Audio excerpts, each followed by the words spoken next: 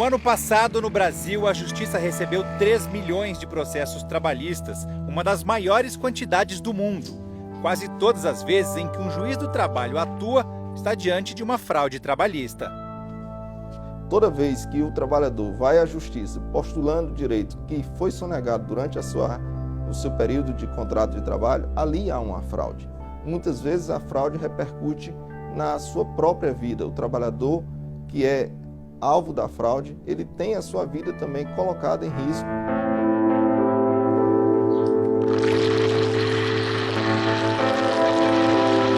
Meu nome é Robson Guedes Pereira, tenho 38 anos.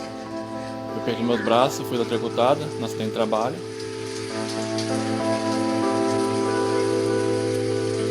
Fazia as minhas coisas todinha, trabalhava normalmente.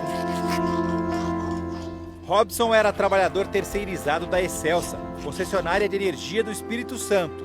8 anos atrás sofreu uma descarga de 13.000 volts, que o deixou quase um mês em coma, 2 internado e tirou para sempre seus 2 braços. Robson é vítima de várias fraudes trabalhistas cometidas simultaneamente pela Excelsa. A principal delas, a terceirização ilícita. Funcionário de uma empreiteira, ele não tinha carteira assinada, equipamentos de proteção adequados, sequer tinha capacitação profissional para trabalhar em redes de energia ligadas.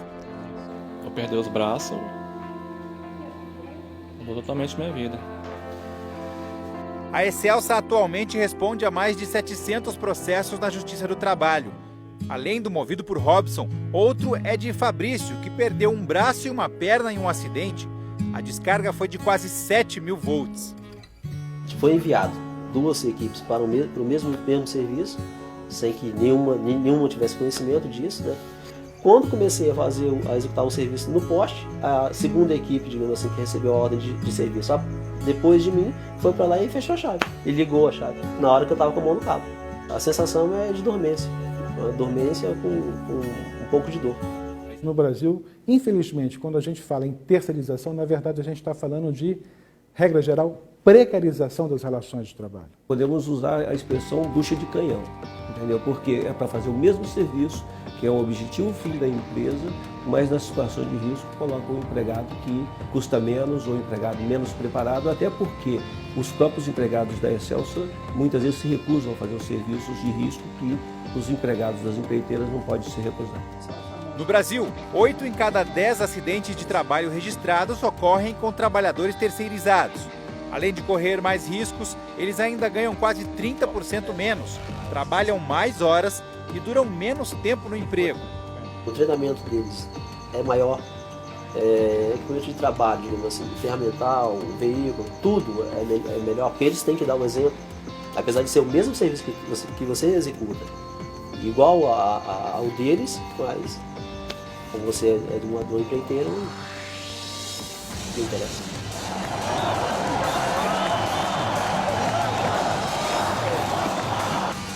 Em 2013, protestos tomaram conta das ruas de várias cidades pelo país.